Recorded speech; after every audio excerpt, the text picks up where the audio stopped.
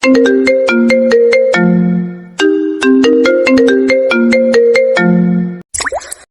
কাছে আসবে না আরিয়ান, তুমি জানো এই বিয়েটা কেন করেছি। বিয়েটা যে কারণেই হোক হয়েছে তো, আর এটাই পৃথিবীর সবচেয়ে বড় সত্যি। আপনাকেও মানতে হবে। মানতে পারবো না আমি। আমার এতটাও খারাপ দিন আসেনি যে নিজের ছাত্রকে স্বামী হিসেবে মানতে হবে। আমি কি দেখতে খারাপ নাকি আপনাকে খুশি করতে পারবো না? আরিয়ান, মুখ সামলে কথা বলো। আমার সামনে এই ধরনের কথা বলতে লজ্জা করছে না তোমার? না, করছে না লজ্জা। আপনি আমার স্ত্রী, আপনার সামনে সব ধরনের কথা আমি বলতে পারি। না, পারো না। তুমি জানো বিয়েটা কেন করেছি, তাই বলে মেনে নেব এমনটা ভাবার কারণ নেই। আপনি মানবেন, আপনার ঘাড় মানবে। আরিয়ান রেগে অহনার কাছে এসে নিজের সাথে জড়িয়ে ধরল। অহনা কিছু বলবে তার আগেই আরিয়ান তার ঠোঁট দুটো আঁকড়ে ধরল। অহনা অবাক হয়ে গেছে আরিয়ানের কাণ্ডে। সে যে এত তাড়াতাড়ি এমন পদক্ষেপ নিবে অহনা বুঝতেই পারেনি। আরিয়ান আঁকড়ে ধরে কিস করতে লাগলো অহনাকে। বেশ কিছুক্ষণ পরে ছেড়ে দিয়ে বলল, এভাবেই মানবেন আপনি? চেয়েও কিছু করতে পারবেন না? ঘরটায় চাপা নীরবতা, জানালার পর্দা নড়ছে হালকা বাতাসে, কিন্তু অহনার ভেতরে ঝড় থামছে না। আরিয়ানের সেই আচরণ এখনো যেন তার বুকের ভেতর জ্বলছে আগুন হয়ে। হঠাৎই অহনা ঘুরে দাঁড়ালো, চোখে তীব্র রাগ, কণ্ঠে অসম্ভব অপমান। অহনা আগুন হয়ে বলে উঠল, লজ্জা করে না তোমার ছাত্র হয়ে ম্যাডামকে এইভাবে? কথাটা শেষ করার আগেই গলা কেঁপে উঠল। অপমান, রাগ আর নিজের উপর নিয়ন্ত্রণ হারানোর ভয় সব একসাথে তাকে আঘাত করলো। আরিয়ান এক মুহূর্তের জন্য চুপ করে রইল, তারপর ধীরে মাথা তুলল। সেই চোখে ভয় নেই, বরং একরাশ জেদ আর দৃঢ়তা। সে শান্ত গলায় বলল, ও হ্যালো ম্যাম, আপনি ভার্সিটিতে? এখানে নয়, এটা বেডরুম। এখানে আপনি শুধু আমার বউ। কথাগুলো অহনার উপর বজ্রপাতের মতো আশ্রয় পড়ল। সে বিশ্বাসই করতে পারছিল না এই ছেলেটা যে ক্লাসে তার সামনে দাঁড়িয়ে কথা বলতে গিয়ে গলা নামিয়ে ফেলত, আজ সেই এমন কথা বলছে। অহনা তীব্র স্বরে বলে উঠল, মুখ সামলে কথা বলো আরিয়ান। এই বিয়েটা পরিস্থিতির চাপে করেছি, ভাববে না আমি মেনে নিয়েছি। আরিয়ান এক পা এগিয়ে এলো, গলায় চাপা হাসি, চোখে অদ্ভুত এক আত্মবিশ্বাস। সে বলল, আপনি মেনে নিন আর না নিন, সত্যিটা বদলাবে না। বিয়েটা হয়ে গেছে, আর সেটাই সবচেয়ে বড় সত্য। অহনা দাঁতে দাঁত চেপে রইল। তার সারাটা জীবন শাসন, নিয়ন্ত্রণ আর আত্মসম্মানের উপর দাঁড়িয়ে। আজ সেই নিয়ন্ত্রণ যেন তার হাতছাড়া হতে বসেছে। সে কঠোর কণ্ঠে বলল, আমি তোমার ম্যাডাম, তুমি আমার ছাত্র ছিলে। এই সম্পর্কটা ভুল, আর ভুল জিনিস ভাঙতে আমি জানি। আরিয়ান নির্ভীকভাবে তাকিয়ে রইল, তার চোখে বিন্দুমাত্র ভয় নেই। ধীরে ধীরে সে বলল, ভাঙতে গেলে শক্ত হতে হয় ম্যাম, কিন্তু দেখবেন ভাঙতে গিয়ে নিজেই কাঁপছেন। ঘরে বাতাস ভারী হয়ে উঠল। অহনার বুকের ভেতর অজানা এক অস্বস্তি জমে উঠেছে, যেটাকে সে কোনোভাবে নাম দিতে চায় না। সে নিজের স্বর শক্ত করে বলল, কাল থেকে আলাদা ঘর, বাইরে ভার্সিটিতে আমার সামনে একটা কথাও বাড়তি বলবে না। আরিয়ান মাথা নুইয়ে সম্মতি জানালো, কিন্তু ঠোঁটের কোণে হালকা এক হাসি রয়ে গেল। সে শান্ত গলায় বলল, বাইরে আপনি ম্যাডাম, ভিতরে আমি আপনার স্বামী। এই সীমাটা আমি জানি। ঘরের বাতাস হঠাৎ করে ভারী হয়ে উঠল। অহনার ধৈর্যের বাঁধ ভেঙে গেছে, চোখে আগুন, কণ্ঠে তীব্র ঘৃণা আর অস্বীকার। অহনা রেগে উঠে দাঁড়িয়ে বলল, স্বামী, এই শব্দটা আর আমার সামনে ব্যবহার করবে না। ঘরের ভেতরে, বাইরে, কোথাও না। তোমাকে আমি স্বামী হিসেবে চাই না। কথাগুলো যেন ছুরির মতো আরিয়ানের বুকে এসে বিঁধল। তবুও সে পিছু হটল না, বরং কয়েক মুহূর্তের মধ্যে অহনার হাতটা ধরে নিল। আচমকা টানে অহনাকে নিজের কাছাকাছি এনে ফেলল। অহনা বিস্ময়ে চমকে উঠল, কিন্তু আরিয়ান থামেনি। সে ধীরে অহনার কাঁধে কাছে ঝুঁকে পড়ে, নরম কণ্ঠ কিন্তু দৃঢ় এক অদ্ভুত অধিকারবোধ মিশে আছে তাতে। আরিয়ান নিচু স্বরে বলল, বাইরে না মানুন, কিন্তু ভিতরে আপনাকে মানতেই হবে। তার কণ্ঠ অহনার কানে আগুনের মতো ছড়িয়ে পড়ল। অহনা মুহূর্তের জন্য স্তব্ধ হয়ে গেল। এই ছেলেটার সাহস, তার আত্মবিশ্বাস সবকিছুই তার হিসেবের বাইরে। অহনা শক্ত করে নিজের হাত ছাড়িয়ে নিল। চোখে ভয় নয়, বরং আরো গভীর রাগ। সে কঠিন গলায় বলল, ভুলে যেও না আরিয়ান, আমি অহনা। আমি কারোর জোরে কিছু মানি না। আরিয়ান ধীরে সোজা হয়ে দাঁড়ালো। চোখে এবার আর জেদ নয়, একটা অদ্ভুত প্রত্যয়। সে শান্ত স্বরে বলল, জোরে না ম্যাডাম, সময় নিয়ে। আপনি মানবেন? অহনা পিছিয়ে গিয়ে দাঁড়ালো। বুকের ভেতর অজানা এক কাঁপুনি, যেটাকে সে কোনোভাবেই স্বীকার করতে চায় না। সে বুঝে গেছে এই সংসারে যুদ্ধ হবে, রোজ হবে। অহংকার আর অধিকার, অস্বীকার আর দাবির লড়াই। আরিয়ান সহজে হার মানবে না, আর অহনা, সে কখনোই নিজেকে হারতে দেবে না। ঘরের আলোটা মিলান দিনের সমস্ত টানাপোড়েন, অপমান আর রাগ মিলিয়ে অহনার শরীর আর মন দুটোই ক্লান্ত। আরিয়ান কিছুক্ষণ চুপ করে তাকিয়ে রইল। আজকের ধকলটা তার চোখেও ধরা পড়েছে। হঠাৎ সে স্বরের ধার নামিয়ে বলল, আজ অনেক ধকল গেছে, ঘুমিয়ে পড়ুন। অহনা অবাক হয়ে তাকালো। এই কথাটা সে আশা করেনি। মুহূর্তের মধ্যে আবার গলায় শীতলতা ফিরিয়ে এনে প্রশ্ন ছুড়ে দিল, তুমি কোথায় থাকবে? এটা কি স্টার জলসার সিরিয়াল নাকি? সোফায় শুতে পারবো না? একসাথে এক বিছানাতেই থাকবো আমরা? অসম্ভব, এটা ভাবতেও পারি না।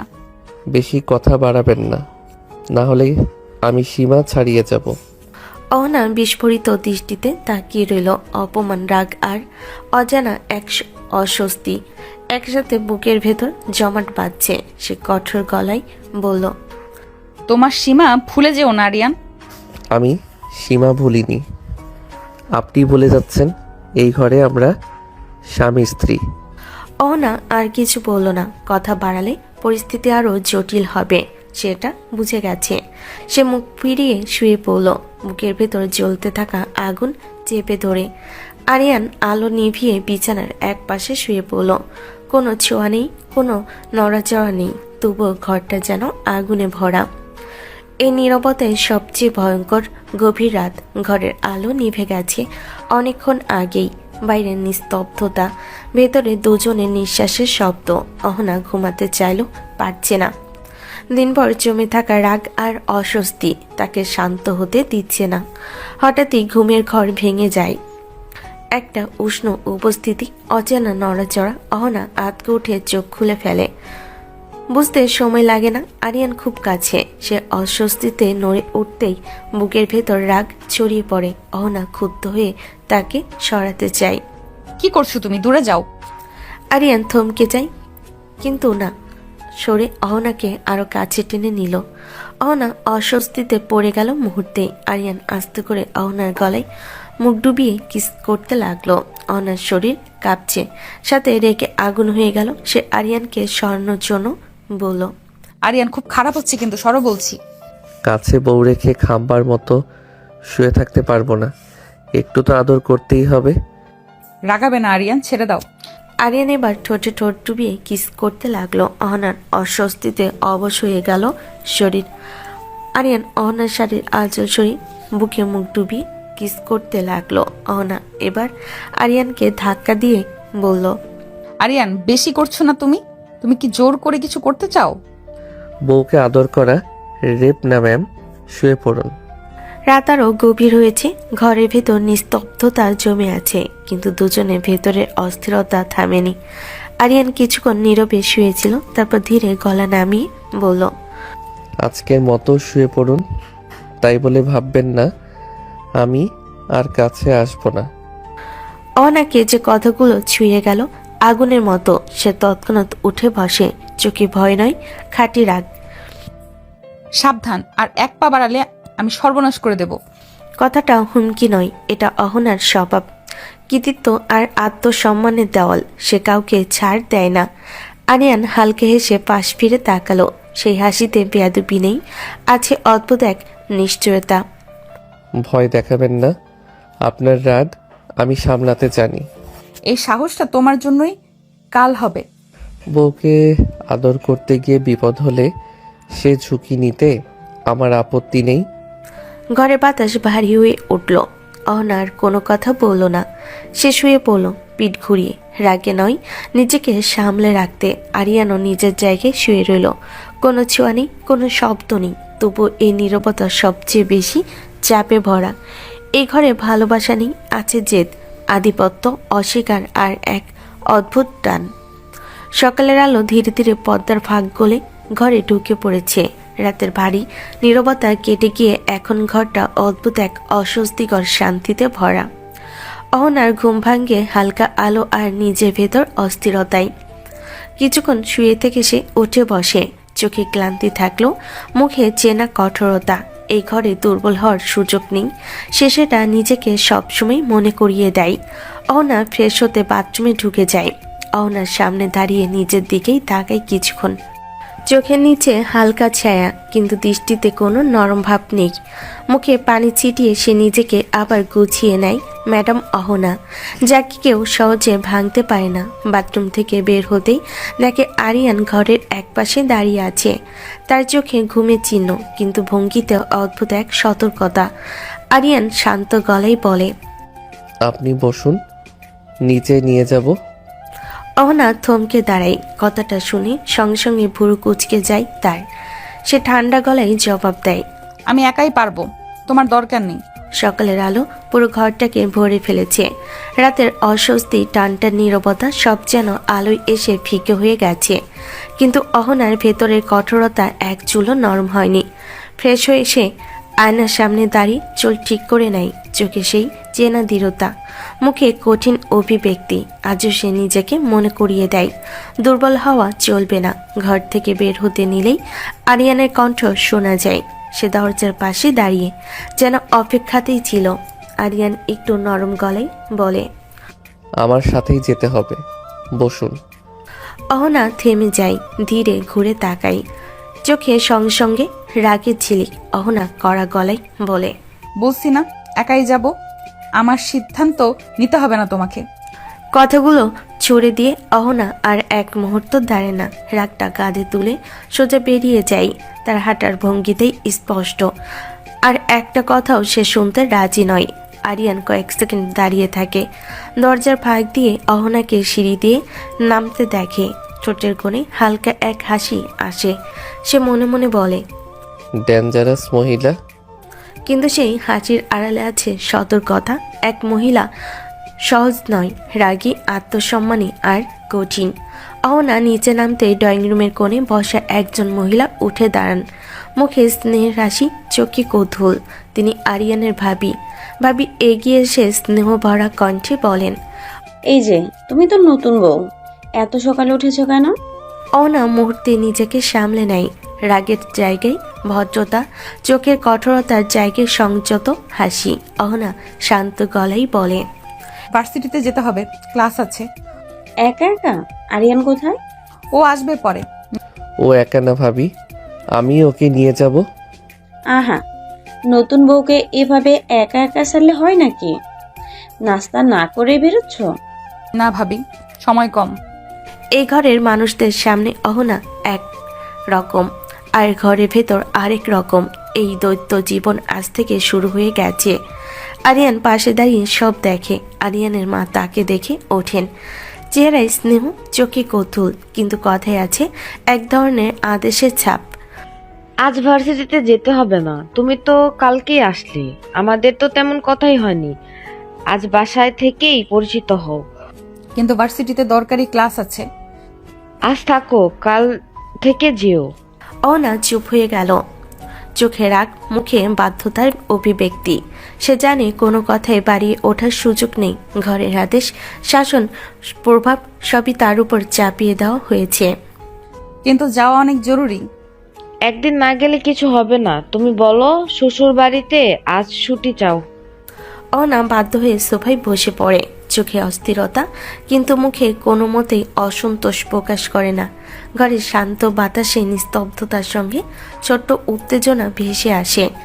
কিছু খেয়ে নাও। পরে যাব। আরিয়ানের মা হালকা হেসে এক ধাপ পেছনে চলে যান। অহনার চোখে অদ্ভুত এক আগুন। সে জানে এই ঘরে সে একা নয়, তবে তার স্বাধীনতা এখনো অটুট। কিছুক্ষণ নীরবতা। আরিয়ান চুপচাপ বসে যায়। সে জানে এই মুহূর্তে কিছু বলে পরিস্থিতি আরো জটিল হবে। থাকলে ক্লান্ত হয়ে যাবে, পরে খেয়ে নেবে, ঠিক আছে? পরে খাবো। ঠিক আছে, পরে খাবো। আরিয়ান নিজেও চেয়ারে বসে, নিঃশ্বাস সামলে চুপচাপ চোখ রাখে অহনার দিকে। কোনো চাপ নেই, শুধু উপস্থিতি। সোফায় বসে থাকা অহনার শরীরটা শক্ত হয়ে আছে। সকাল গড়িয়ে গেলেও সে কিছু মুখে দেয়নি। চোখে ক্লান্তি থাকলেও মুখে সেই চেনা কঠোরতা। আরিয়ান কিছুক্ষণ দূর থেকে তাকিয়ে থাকে, তারপর ধীরে ধীরে কাছে এসে গলায় স্বাভাবিক ভাব এনে বলে, কিছু খান। কাল থেকে তো কিছুই খাচ্ছেন না। তোমার সাথে কথা বলতে চাই না আমি। আরিয়ানা ভুরু কুচকে যায়। সে পিছু হটল না, বরং শটটা আরো হালকা করে বলল, এত রাগ করার কি আছে? কথা বলো না আরিয়ান, স্পষ্ট করে বলছি, আর কথা বলো না। আরিয়ান হেসে ফেলল। সে হাসিতে বেয়াদবি নেই, আছে ইচ্ছে করে উস্কানি দেওয়ার চেষ্টা। 100 বার বলবো? সীমা ছাড়াচ্ছ তুমি।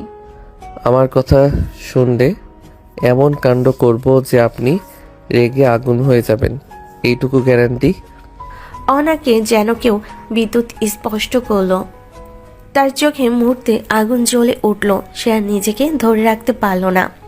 ব্যাস, একদম চুপ। তুমি কে সেটা ভুলে যাচ্ছ। অনার চোখে কিছুতেই সেই শান্তি নেই। সোফায় বসে থাকা অবস্থায় সে নিজের ভেতরে উত্তেজনা সামলানোর চেষ্টা করছে। আরিয়ান কিছুক্ষণ চুপচাপ তাকিয়ে থাকে, তারপর ধীরে কণ্ঠে হালকা গম্ভীর স্বরে বলে, আমি ভুলে যাচ্ছি না, আপনি ভুলে যাচ্ছেন। আমি ভুলে যেতে চাই, তোমাকে মনে রাখতে চাই না আমি। আরিয়ানের চোখে হালকা জেদ, ঠোঁটে নিঃশব্দ হাসি। সে জানে অহনার এই অস্বীকার তার জন্য চ্যালেঞ্জ। চাইলেই সবকিছু ভুলে থাকা যায় না ম্যাডাম। এই সময় ভাবি কৌতূহল নিয়ে এগিয়ে আসেন।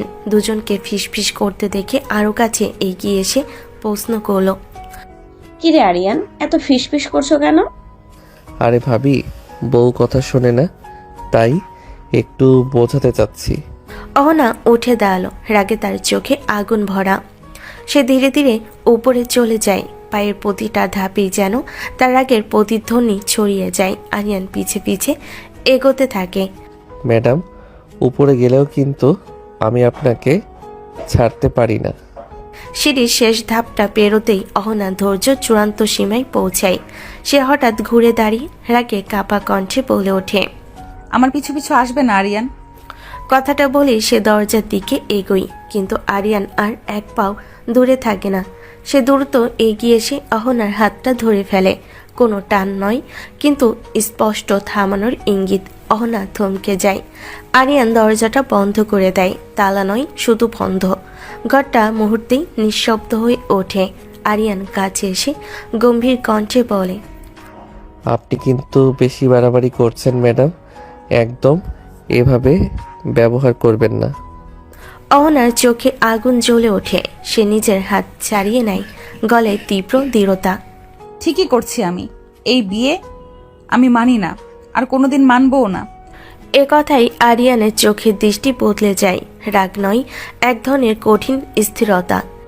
সে এক মুহূর্ত চুপ থেকে ধীরে ধীরে বলে, না মানুন, আমি জোর করছি না আপনাকে ভালোবাসতে, কিন্তু আমার পরিবারের সাথে ভালোভাবে থাকতে হবে, এটা আপনি এড়িয়ে যেতে পারবেন না।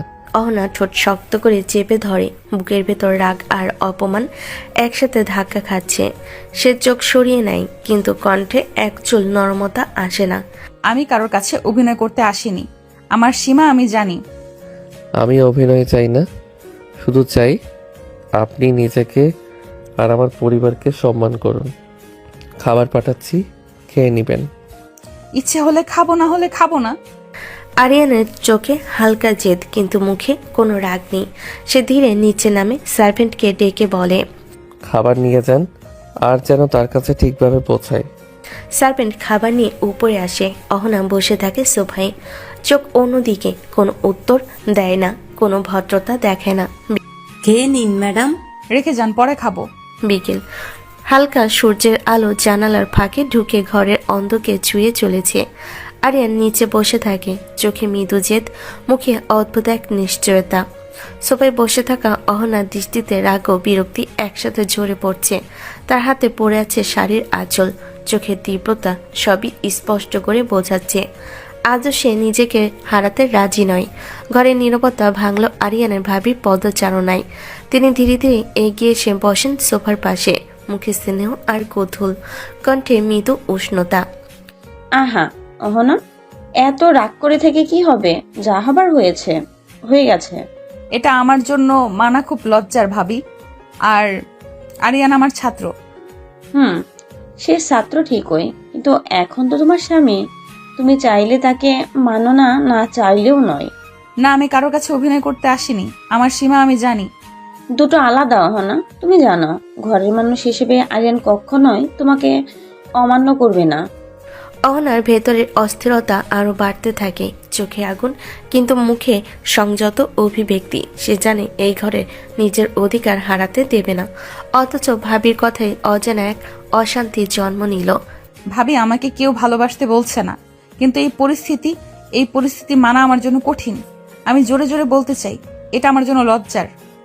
অহনা, লজ্জা মানা আর আদর নেওয়া দুটো আলাদা। আরিয়ান চেষ্টা করবে তোমার মনের মতো হওয়ার, তুমি দেখো না। আরিয়ান একটু হেসে সোজা হয়ে দাঁড়ালো, চোখে সেই দম বন্ধ করা আত্মবিশ্বাস। সে ধীরে ধীরে এগিয়ে এসে বলে, ভাবি ঠিক বলেছেন, কিন্তু ম্যাডাম আমি আপনাকে বিরক্ত করতে চাই না। শুধু চাই আপনি নিজেকে মানুন আর এই ঘরে আমাদের সম্পর্ক মানুন। আমি জানি না, আর কোনোদিন মানবো না। তুমি আমার ছাত্র, এই মনে তোমার কোনো অধিকার নেই। আমি এই অধিকার চাইনি, শুধু চাই আপনি এই পরিবারকে সম্মান করুন আর নিজেকে। অহনা, কখনো কখনো লজ্জা না প্রয়োজন, মানতে হয়। তুমি শক্তিশালী, তাই তুমি তা পারবে। হ্যাঁ, আমি শক্তিশালী, কিন্তু এটা আমার জন্য খুব লজ্জার মানা। আর আরিয়ান, তুমি আমার ছাত্র। ছাত্র ঠিকই, কিন্তু এখন আমি আপনার স্বামী। বাইরে না মানলে ভালো, ভেতরে অবশ্যই মানবেন। অহনা নিজের চোখ ঘুরিয়ে দেয়। মনে মনে সে জানে আরিয়ান কখনোই সহজে পিছনে হটবে না। ভুলে যেও না আরিয়ান, সবাই জানলে ছি ছি করতে দুবার ভাববে না। মানুষের কথায় কিছু আসে যায় ম্যাম, তারা পারে সমালোচনা করতে। রাত অনেকটা গড়িয়ে গেছে। ডাইনিং টেবিলে খাবার পড়ে আছে ঠিকই, কিন্তু তাতে হাত দেওয়া হয়নি। ঘরের ভেতর আলো মিলান বাইরে আকাশের চাঁদের নরম আলো ছড়িয়ে পড়েছে। অহনা বেলকুনিতে দাঁড়িয়ে আছে, দুহাত রেলিংয়ে চেপে ধরে দূরে তাকিয়ে। বাতাসে শাড়ির আঁচল নড়ে উঠছে, কিন্তু তার ভেতরে অস্থিরতা একটুও নড়ছে না। বুকের ভেতর জমে থাকা অপমান, রাগ আর দ্বন্দ্ব তাকে শ্বাস নিতে দিচ্ছে না। পেছনে বিছানার ধারে দাঁড়িয়ে থাকা আরিয়ান কয়েকবার তাকালো খাবারের দিকে, তারপর বেলকুনির দিকে। কিছুক্ষণ চুপ করে থেকে শেষে স্বাভাবিক কণ্ঠে বলল, কি ব্যাপার, এখনো দাঁড়িয়ে আছেন কেন? আসছেন না? শুবেন না? কথাগুলো শুনে আরিয়ান থমকে গেল, কিন্তু পিছু হটার মানুষ সে না। ধীরে ধীরে বেলকুনির দিকে এগিয়ে গেল। অহনা টের পেল, কিন্তু ফিরেও তাকালো না।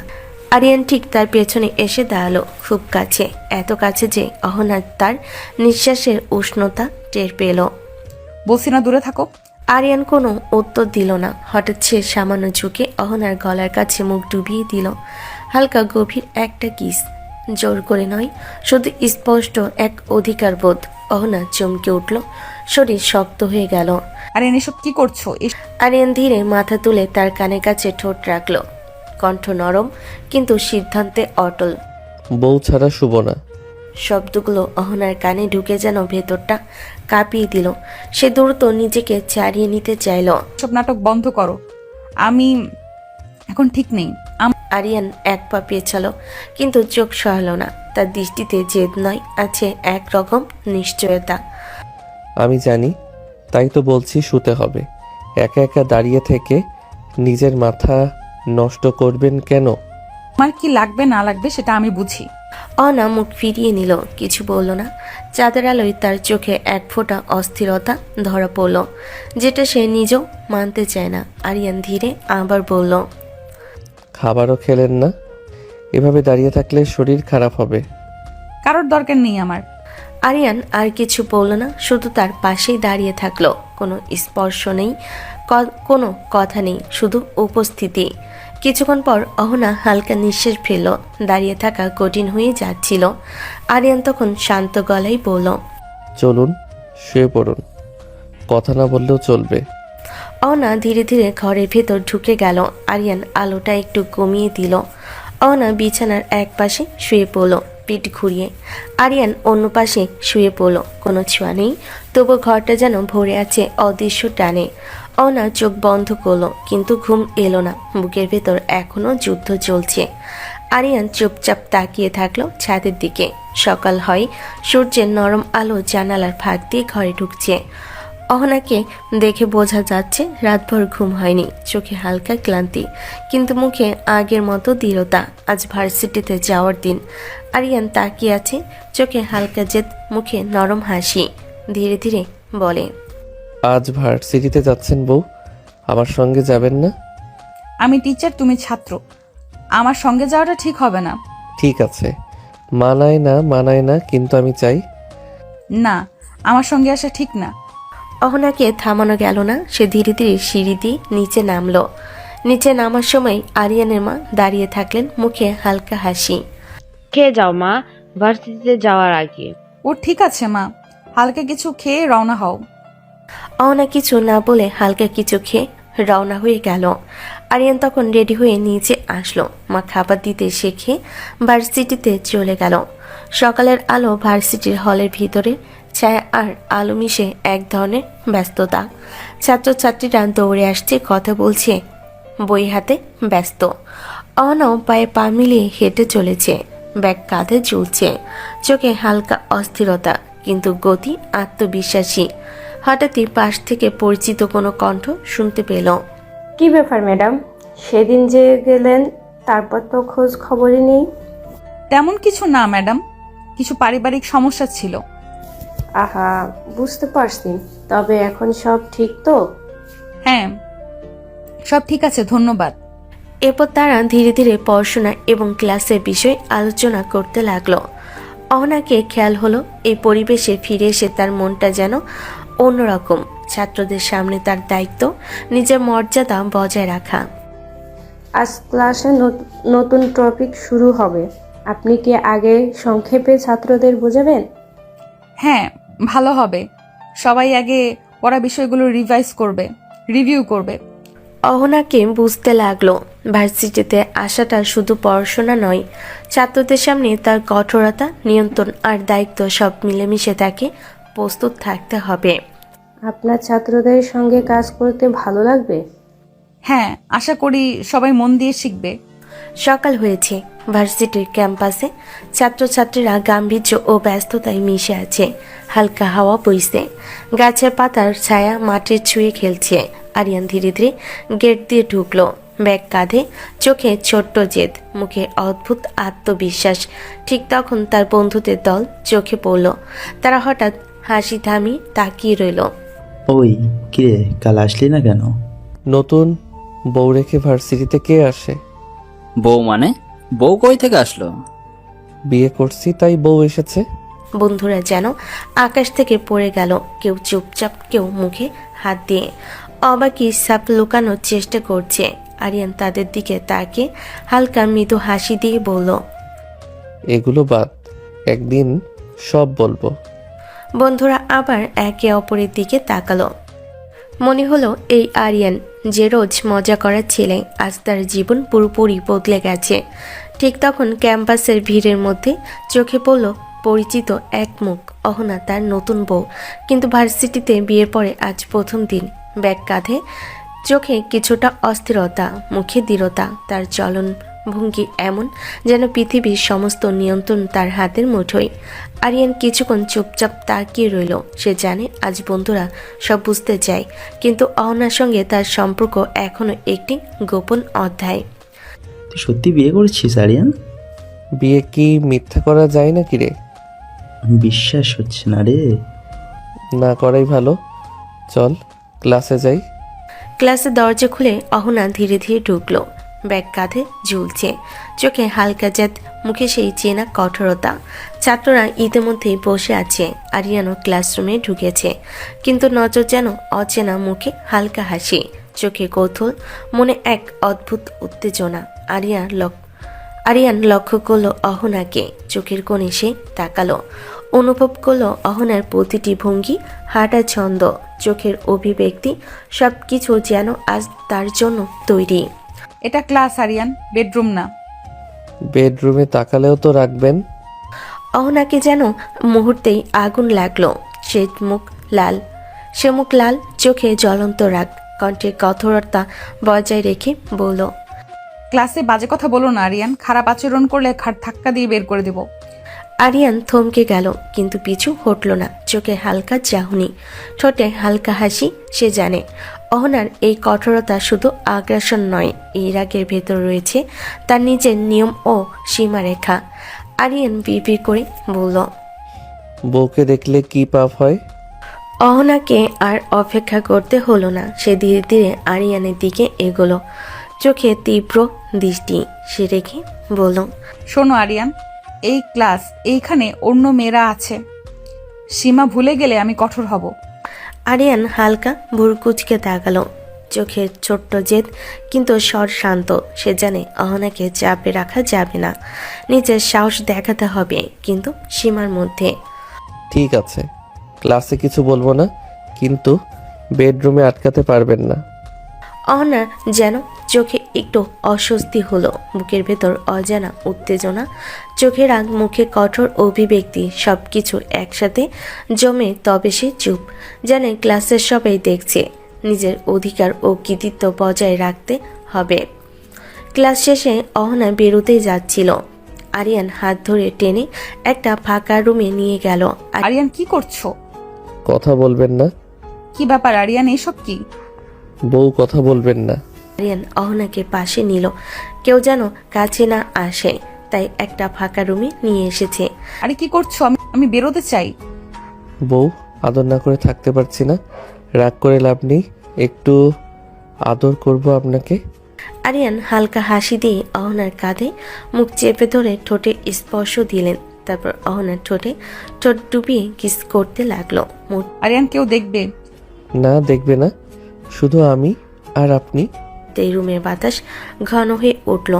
অহনার চোখে বিস্ময়, রাগার উত্তেজনা সব একসাথে। আরিয়ান ধীরে ধীরে তার কপালে আরেকটা চুমু দিলেন।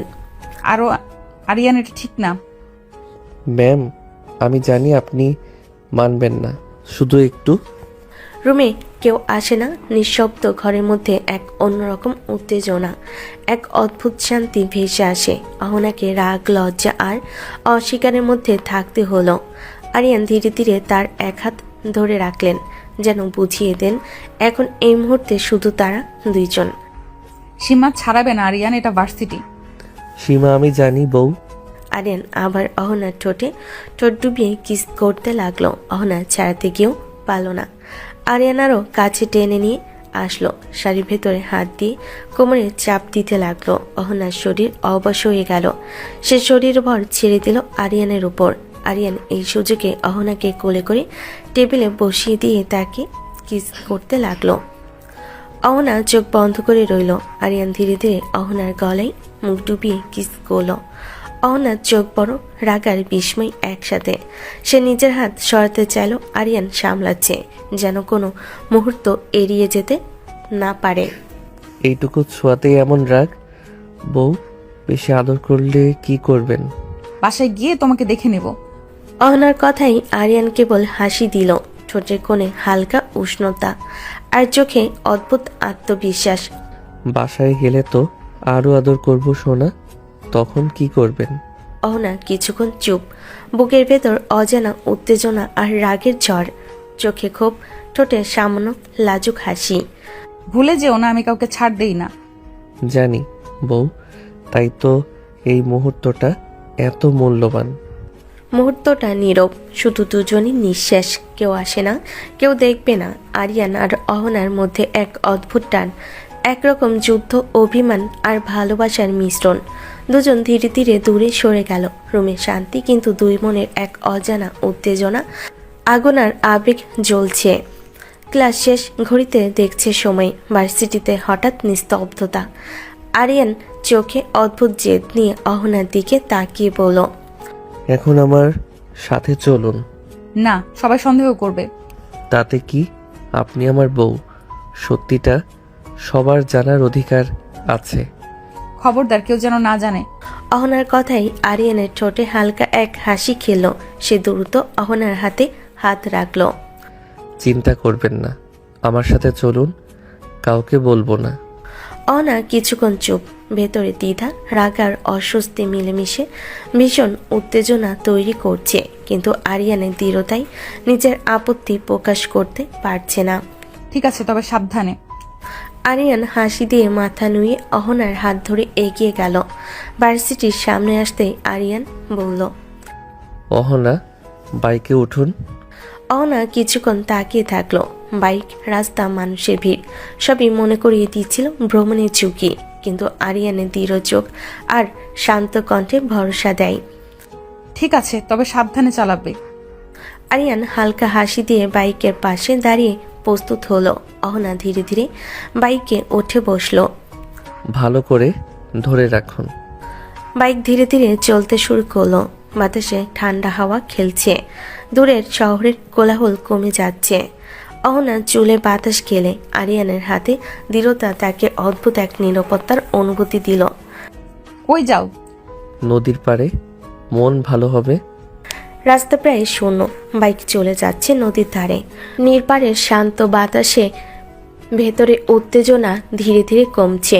অহনার চোখে অজানা এক প্রশান্তি, আরিয়ানের চোখে হাসি, ভেতরে দণ্ড আর অস্বস্তি কিছুটা নরম হয়ে এসেছে। বাইক থামলো নির্পারে। সূর্য ঢুকে ধীরে ধীরে। পানির নীরব ঢেউ, হালকা বাতাস সব মিলেমিশে এক অদ্ভুত শান্তি এনে দিল। অহনা ধীরে ধীরে আরিয়ানের দিকে তাকালো। চোখের আগের ছাপ এখনো আছে, কিন্তু মন শান্ত। সত্যি এখানে শান্তি আছে। বাইকটা ধীরে এসে একটা ফুচকার দোকানের সামনে এসে থামে। বিকেলের হালকা বাতাস, দোকানের সামনে কয়েকজন দাঁড়িয়ে আছে। ফুচকার ঝাঁঝালো গন্ধে জায়গাটা বেশ জমজমাট। নামুন। এখানে কেন থামলে? ফুচকা খান। আমাকে কি তোমার পিচ্চি মনে হয়? আমি এসব খাই না। কেন, ম্যাডাম হলে কি ফুচকা খেতে পারবে না? এটা আমার স্ট্যান্ডার্ড না আরিয়ান। স্ট্যান্ডার্ড থাক, সমস্যা নেই, কিন্তু মানুষ তো মানুষই। ফুচকা খেলেই কি সম্মান কমে যায়? অহনা কিছুক্ষণ চুপ করে থাকে। চোখে রাগ, কিন্তু আরিয়ানের কথাই এক ধরনের অস্বস্তি কাজ করে। তুমি সবকিছু নিয়ে এত কথা বাড়াও কেন? কারণ আপনি সব কিছুতেই দেয়াল তুলে রাখেন। আজ একটু দেয়াল নামান। মামা, ফুচকা দেন। কয়টা দিব? 2টা প্লেট। আমি বলিনি খাবো। জোর করছি না, শুধু ট্রাই করতে বলছি। প্লেট সামনে আসতেই অহনা তাকিয়ে থাকে। ফুচকা দেখে ভেতরে দেখে একটু থমকে যায়। ঝাল হলে কিন্তু খাবো না। দেখছেন, খাওয়ার আগে শর্ত দিচ্ছেন। ঝাল। তাই তো বলেছি, মজা আছে। অহনা আর কিছু না বলে ধীরে ধীরে আরেকটা খায়। মুখে বিরক্তি থাকলেও সেটা আর আগের মতো করা না। কাউকে বলবে না। না, এটা আমাদের সিক্রেট। নির্পারের বাতাস, ফুচকার ঝাল আর দুজনের এই ছোট্ট মুহূর্ত অহনার শক্ত দেওয়ালে একটা ছোট্ট ফাটল ধরিয়ে দেয়। অহনা আরেকটা ফুচকা মুখে তুলতেই হঠাৎ ফুচকার ভেতরে ঝাল পানি গাল বেয়ে পড়ে গেল। মুহূর্তে তার মুখ কুঁচকে উঠল। কি ঝাল! সে হাত দিয়ে ঠোঁট মুছতে গেলে কিন্তু ঝালটা যেন আরো ছড়িয়ে পড়ল।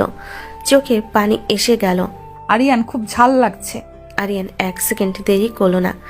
সে অহনার হাত ধরে হালকা টানে দোকান থেকে একটু দূরে নিয়ে গেল, যেখানে কেউ ঠিক করে খেয়াল করবে না।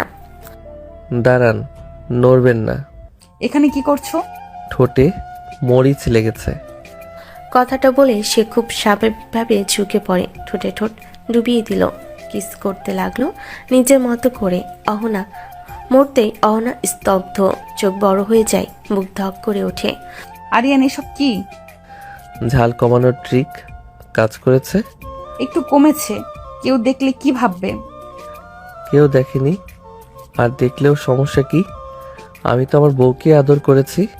অহনা কিছু বলল না, শুধু মুখটা অন্যদিকে ঘুরিয়ে নিল, কিন্তু ঠোঁট যেন এখনো গরম হয়ে আছে। আর এসব করবে না। ঝাল লাগলে আবার করব। অহনা আর কিছু বলল না, কিন্তু তার লাজুক চুপ করে থাকা আরিয়ানকে বুঝিয়ে দিল এই ছোট্ট মুহূর্তটা তার কঠোরতার দেওয়ালে আরেকটা নরম ফাটল ধরিয়ে দিয়েছে। বিকেলের আলো তখন মিলান হয়ে এসেছে। আরিয়ান আর অহনা পাশাপাশি হাঁটতে হাঁটতে বাড়ির গেট পেরোলো। অহনা স্বাভাবিক থাকার চেষ্টা করছে, কিন্তু ফুচকার দোকানের সেই মুহূর্তটা এখনো তার মাথার ভেতর ঘুরছে। আরিয়ান সব বুঝেও কিছু বলছে না, শুধু চুপচাপ হেঁটে যাচ্ছে।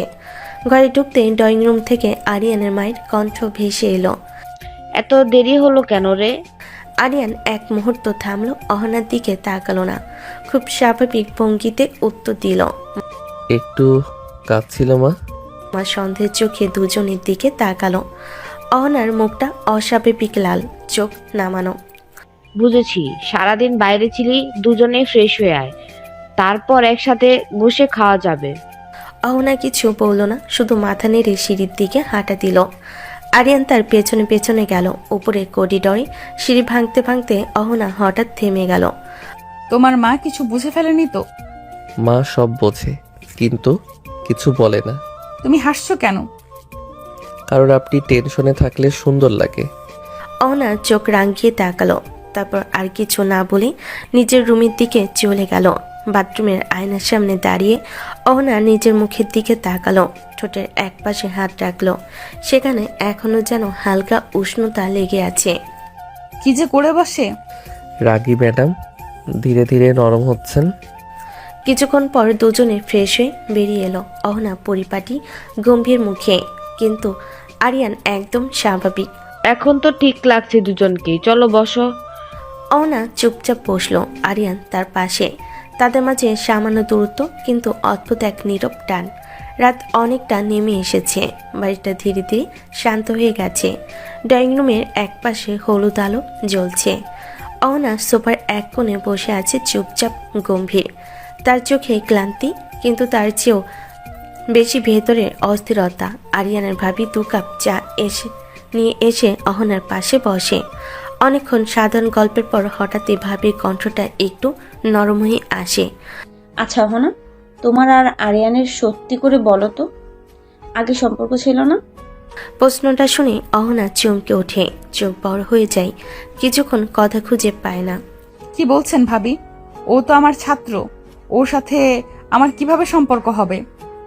তাহলে এত কিছু কিভাবে হলো বলো তো? হঠাৎ বিয়ে, হঠাৎ সব সিদ্ধান্ত, এসব তো এমনি এমনি হয় না অহনা। অহনা চোখ নামিয়ে নেয়, আঙ্গুল দিয়ে চায়ের কাপের কিনারা ঘষতে থাকে। গলায় ধীরে ধীরে ভারী ভাব নেমে আসে। সবই অপ্রত্যাশিত ভাবি, কোনো কিছুই আমার হাতে ছিল না। কথাটা বলতে বলতে অহনার কণ্ঠ একটু কেঁপে ওঠে। সে দ্রুত নিজেকে সামলে নেয়। তাহলে তুমি কষ্ট পেয়েছো? কষ্ট পাওয়ার সময়টাও তখন ছিল না ভাবি। যেটা ঘটছিল সেটা মেনে নেওয়া ছাড়া আর কোনো উপায় ছিল না। ভাবি কিছুক্ষণ চুপ করে থাকে, অহনার দিকে তাকিয়ে থাকে গভীরভাবে। আর এখন এখন কি মনে হয় তোমার? এই প্রশ্নটার জন্য অহনা প্রস্তুত ছিল না। সে জানালার দিকে তাকায়। বাইরে অন্ধকার, দূরে কোথাও কুকুরের ডাক। এখন আমি শুধু চাই সবকিছু ঠিকঠাক চলুক, আর কিছু না। তখনই দূর থেকে আরিয়ানের হাসির শব্দ ভেসে আসে। অহনার চোখের পাতাটা অজান্তেই কেঁপে ওঠে। ভাবি সেটা লক্ষ্য করে, কিন্তু কিছু বলে না, শুধু মনে মনে অনেক কিছু বুঝে ফেলে। ঠিক আছে, তবে মনে রাখো, যেটা অপ্রত্যাশিত সেটাই অনেক সময় সবচেয়ে গভীর হয়ে যায়। অহনা কিছু বলে না, শুধু চুপচাপ বসে থাকে। তার ভেতরে অদ্ভুত এক দ্বন্দ্ব, রাগ, গমি, দায়িত্ব আর এমন কিছু অনুভূতি যেটার নাম দিতে সে এখনো ভয় পায়। রাতটা শান্ত, বারান্দার নরম হাওয়া। অহনা বেলকনি রেলিংয়ে ভর দিয়ে দাঁড়িয়ে আছে। দূরে শহরের আলো ঝিলমিল করছে। তার চোখে ক্লান্তি, বুকের ভেতর অদ্ভুত এক চাপা অস্থিরতা। হঠাৎ পেছন থেকে দুটো শক্ত কিন্তু যত্নশীল হাত তাকে জড়িয়ে ধরে। এত একা একা দাঁড়িয়ে আছো কেন? কথা বলার আগে আরিয়ান গলায় মুখ ডুবিয়ে হালকা একটা চুমু দেয়। অহনা চমকে ওঠে। আরিয়ান এসব কি? তোমাকে কিন্তু আমি এখনো মেনে নেইনি। আরিয়ান তাকে ছেড়ে দেয় না, বরং কণ্ঠটা আরো নরম হয়ে আসে। আরো কাছে এসে গলায় মুখ ডুবিয়ে কিস করে। ভালোবাসলে একাই মেনে নিতে হয় সোনা বউ, জোর করে কিছু চাই না, শুধু পাশে থাকতে চাই। অহনার বুকের ভেতরটা কেঁপে ওঠে। সে কথা বলতে চায় কিন্তু শব্দ বের হয় না, চোখ নামিয়ে নেয়। তুমি খুব সহজ ভাবো সবকিছু। সহজ না, কিন্তু তোমাকে ছাড়া কঠিনও লাগে। কয়েক সেকেন্ড নীরবতা, বাতাসে শুধু রাতের শব্দ। হঠাৎ আরিয়ান আলতো করে অহনাকে কোলে তুলে নেয়। ভরসা রাখো, আমি আছি। সে তাকে ঘরের ভেতর নিয়ে আসে, বিছানায় আলতো করে শুয়ে দেয়। আলোটা মিলান, চারপাশে শান্তি। আরিয়ান পাশে বসে কপালে আলতো হাত বুলিয়ে দেয়। অহনা চোখ বন্ধ করে রাখে।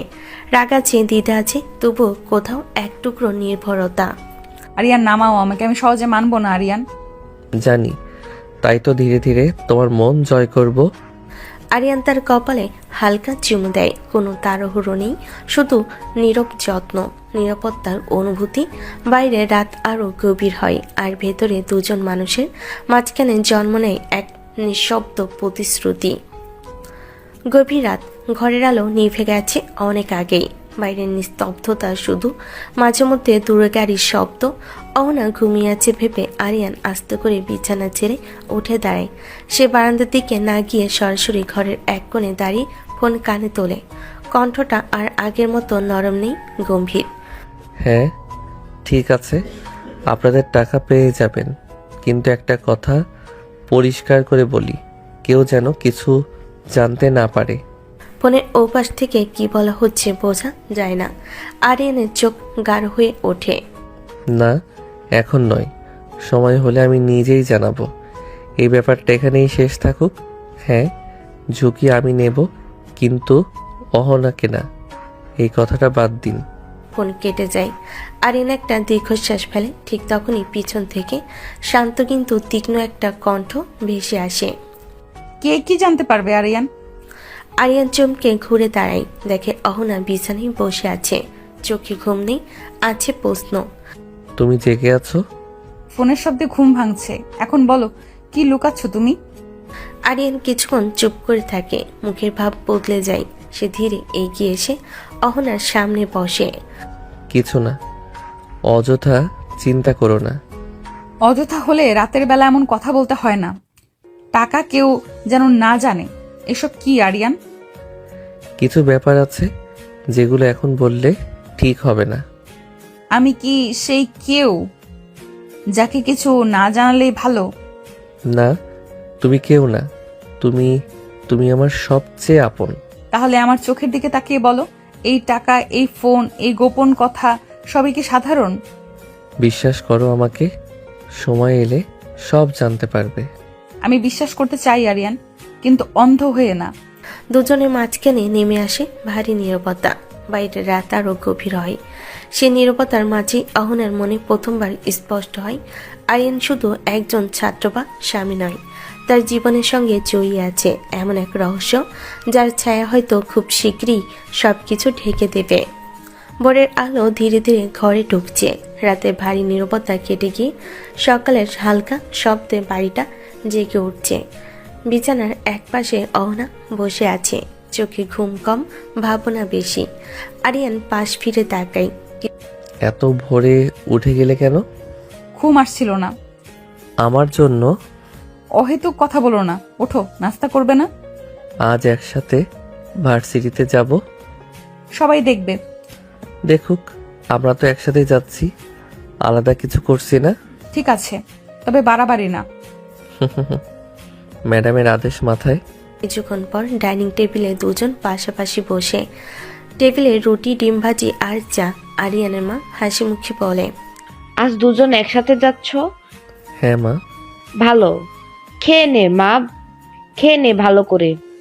চা ভালো হয়েছে মা। তুমি পছন্দ করো জেনেই বানিয়েছি। বেশি তাড়াহুড়ো করো না, সময় আছে। তুমি খাও, আমার ক্লাস আছে। এটা নাও। এসব ছাত্রসুলভ কাণ্ড ক্লাসে করবে না। ক্লাসে ম্যাডাম, বাইরে বউ, দুইটাই মানতে হবে। চুপ। আরিয়ান হেসে যায়। নাস্তা শেষ করে দুজনে একসাথে বের হয়। সকালের বাতাসে শহরটা অন্যরকম লাগে। আরিয়ান বাইকের চাবি ঘোরায়। উঠুন। ধীরে চালাবে। কথা দিচ্ছি। অহনা পেছনে বসে। দুজনের মাঝে সামান্য দূরত্ব, তবু অদ্ভুত এক কাছাকাছি অনুভূতি। বাইক চলতে শুরু করে। রাস্তার ভিড়, সকালের কোলাহল আর দুজনের মাঝখানে জমে থাকা না বলা কথা। অহনা সামনে তাকিয়ে থাকে। আরিয়ান আয়নায় একবার তার চোখের দিকে তাকায়। আজ দিনটা ভালো যাবে। ভার্সিটির গেটের কাছে আসে। দিনের শুরু হলেও এই শুরুতেই দুজন জানে সামনে আরও অনেক কথা, অনেক প্রশ্ন অপেক্ষা করছে। ভার্সিটির গেটের সামনে বাইক থামে। সকালবেলার ব্যস্ততা, ছাত্রছাত্রীদের কোলাহল। অহনা নামার সময় স্বাভাবিক থাকে, যেন কিছুই হয়নি। আরিয়ানও গম্ভীর মুখে হেলমেট খুলে রাখে। ঠিক তখনই আরিয়ানের 2-3 বন্ধু সামনে এসে দাঁড়ায়। চোখে স্পষ্ট কৌতূহল। এই রে, কি ব্যাপার রে, ম্যাডামের সাথে আসলি কেন? প্রশ্নটা হঠাৎ। আরিয়ান 1 সেকেন্ডের জন্য অহনার দিকে তাকায়। অহনা চুপচাপ সামনে তাকিয়ে থাকে, কোনো প্রতিক্রিয়া দেখে না। তেমন কিছু না, রাস্তায় দেখা হলো তাই লিফট দিলাম। শুধু লিফ? তুই তো আগে কখনো এমন করিস নাই। আজ মনটা ভালো ছিল। বন্ধুরা একে অপরের দিকে তাকায়। কেউ পুরোপুরি বিশ্বাস করে না, আবার কিছু বলার সাহসও পায় না। ম্যাডাম তো খুব স্ট্রিক্ট মানুষ, তোর লিভ নেওয়াটাই অবাক করার মতো। কোনো সমস্যা আছে? না না ম্যাডাম, এমনি এমনি বলছিলাম। আরিয়ান, ক্লাসে দেরি করো না। জি ম্যাডাম। কিরে, কিছু একটা তো আছে, ম্যাডাম এভাবে ডাকলো। বেশি ভাবিস না, সব কিছুর সময় আছে। ঠিক আছে বাবা, রহস্য মানব একদিন বলবি, জানি। আরিয়ান আর কিছু বলে না, শুধু দূরে হেঁটে যাওয়া অহনার দিকে একবার তাকায়। চোখে নরমতা, কিন্তু মুখে কোনো ভাব নেই। বন্ধুরা হাসাহাসি করতে করতে ক্লাসের দিকে চলে যায়। আরিয়ান একটু পিছনে দাঁড়িয়ে থাকে। তার মনে একটাই কথা ঘুরে, আজকে সে সামলে গেছে, কিন্তু কতদিন আর এভাবে সব ঢেকে রাখা যাবে? ক্লাস চলাকালীন সময়ে ভার্সিটির পেছনের দিকটা তুলনামূলক নিরিবিলি। গাছের ছায়া, পুরনো বিল্ডিং আর মাঝে মাঝে 2-1জনের যাতায়াত। আরিয়ান সেখানে এসে দাঁড়ায়। একটু পর 2টা লোক সামনে এসে দাঁড়ায়। দুজনের মুখে সেই চেনা কঠিন ভাব, যেটা অহনা কোনোদিন ভুলতে পারেনি। ক্লাসরুমে দাঁড়িয়ে অহনা বোর্ডে লিখছিল। হঠাৎ জানালার বাইরে চোখ পড়তে তার কলম থেমে যায়। এরা? বুকের ভেতর কেঁপে ওঠে তার। এই 2জন লোক, ঠিক এদেরই সে দেখেছিল সেই দিনে, যেদিন তাকে জোর করে ধরে এনে বিয়ের আসরে বসানো হয়েছিল। অহনা জানালার আড়ালে দাঁড়িয়ে তাকিয়ে থাকে। বলেছিলেন আজই দেখা করতে। হ্যাঁ করব, বলছি তো, ভুলিনি। আপনাদের টাকা পেয়ে যাবেন। তাহলে আমরা কোথায় থাকবো? রেস্টুরেন্টে গিয়ে অপেক্ষা করবেন, আমি লোক পাঠিয়ে দেব। আর ওই দিনের কথা? এই কথাটা কেউ কোনোদিন জানতে পারবে না, বিশেষ করে অহনা। কথাটা বলার সময় আরিয়ানের কণ্ঠে এমন এক দৃঢ়তা যা লোক দুটোকে চুপ করিয়ে দেয়। বুঝেছি, আমরা কিছু বলবো না। না বললেই ভালো, এখন যান। লোক দুটো সরে যায়। আরিয়ান একা দাঁড়িয়ে থাকে। গভীর একটা নিঃশ্বাস নেই, যেন বুকের ভেতর জমে থাকা ভারী কিছু চেপে রাখছে। ক্লাসরুমে অহনার হাত কাঁপছে। সে বোর্ডে লেখা থামিয়ে দেয়। এরা কেন এখানে? আরিয়ান কি লুকাচ্ছে আমার কাছ থেকে? তার চোখে ভেসে ওঠে সেই দিনের দৃশ্য, হাত পা চেপে ধরা, ভয়, অসাধ্য, আর ঠিক সেই মুখগুলো। ক্লাস শেষের ঘন্টা বাজে। ছাত্রছাত্রীরা বের হতে শুরু করে। অহনা জানালার দিকে আর তাকায় না, কিন্তু সন্দেহটা তার সঙ্গে সঙ্গে বেরিয়ে আসে। বাইরে আরিয়ান দাঁড়িয়ে আছে। অহনা তাকে দেখেও কিছু বলে না, শুধু চোখে একরাশ প্রশ্ন নিয়ে সামনে এগিয়ে যায়। ক্লাস শেষ? হ্যাঁ। দুজন পাশাপাশি হাঁটে, কিন্তু মাঝখানে দূরত্বটা আজ একটু বেশি। অহনার মনে শুধু একটাই প্রশ্ন ঘুরপাক খায়, যে লোকগুলো তার জীবনের সবচেয়ে ভয়ঙ্কর দিনের সাক্ষী, তারা আজ কেন আবার আরিয়ানের পাশে? ভার্সিটি থেকে ফেরার পথে দুজন পাশাপাশি হাঁটছে। চারপাশে মানুষের ভিড়, কিন্তু অহনার ভেতরটা অদ্ভুতভাবে ফাঁকা। সে বারবার আরিয়ানের মুখের দিকে তাকাতে চায়, আবার তাকায় না। কিছুক্ষণ নীরব থাকার পর হঠাৎ অহনা থেমে যায়। আরিয়ান, একটা কথা জিজ্ঞেস করি? বলুন। সেদিনের কথা মনে আছে, যেদিন আমরা ওই বাড়িতে আটকে পড়েছিলাম? হ্যাঁ মনে আছে। আমরা তো কাউকে ডাকিনি, কেউ কি আমাদের দেখেনি? তাহলে হঠাৎ এতগুলো লোক চলে এলো কিভাবে? আমাদের প্রেমিক প্রেমিকা ভেবে জোর করে বিয়ে দিয়ে দিল, ব্যাপারটা গোলমেলে না?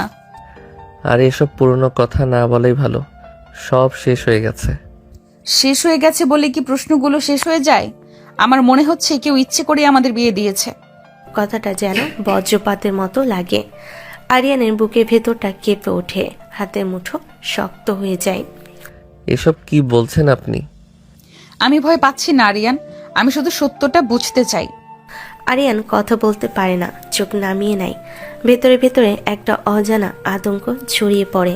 সে জানে অহনা ঠিক পথেই হাঁটছে, আর এই প্রশ্নগুলোর উত্তর বেরোলে সবকিছু আর আগের মতো থাকবে না। তুমি সেদিন খুব তাড়াতাড়ি সব মেনে নিয়েছিলে। কখনো কি ভেবেছো ওই লোকগুলো এত নিশ্চিত ছিল কেন? আপনি বেশি ভাবছেন। আর তুমি কম বলছো।